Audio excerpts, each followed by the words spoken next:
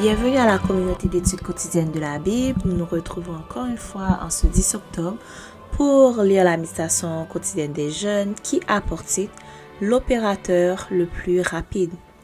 Tout ce que ta main trouve à faire avec force, fais-le, car il n'y a ni activité, ni raison, ni science, ni sagesse dans le séjour des morts où tu vas.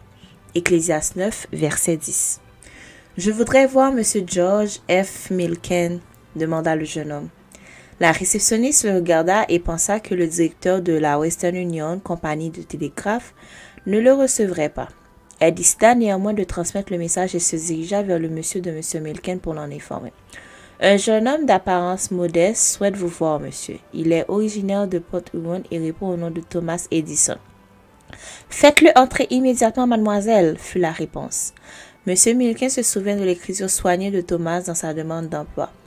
Si ce garçon peut recevoir et transmettre des messages télégraphiques avec la même habileté, je l'embaucherai certainement, pensa-t-il. Thomas entra dans le bureau et M. Milken resta silencieux pendant un long moment. Ses yeux parcoururent les cheveux en bataille, le pantalon rapiécé et les chaussures usées du garçon. Comment quelqu'un d'aussi négligé pouvait-il avoir pu écrire avec autant de clarté?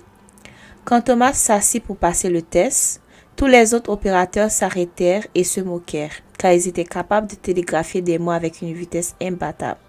Ils s'attendaient à ce que Thomas se comporte comme un débutant et démontre son manque d'expérience. Mais les messages commencèrent à sortir dans ses mains de façon toujours plus rapide. Les rires moqueurs des opérateurs se transformèrent en expressions d'étonnement. Thomas fut proclamé l'opérateur le plus rapide pour une raison. Il avait l'habitude de se concentrer pleinement sur son travail. Il s'entraînait 18 heures par jour, ce qui fit de lui un expert en la matière. Thomas Edison consacrait toutes ses forces à chaque tâche qu'il entreprenait, ce qui lui permit d'inventer l'ampoule électrique et de réaliser de nombreuses innovations utiles. Quelle est ta plus grande passion dans la vie? Y consacres-tu suffisamment de temps et d'énergie? Aujourd'hui, tu peux suivre l'exemple de Thomas Edison et mettre en pratique le conseil de Salomon. Tout ce que ta main trouve à faire avec force, fais-le. Le feras-tu? C'était la méditation quotidienne des jeunes, l'opérateur le plus rapide.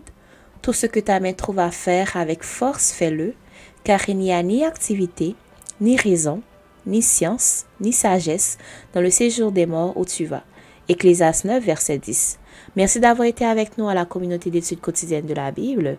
Nous vous attendons demain pour une nouvelle méditation. Que Dieu vous bénisse. Au revoir.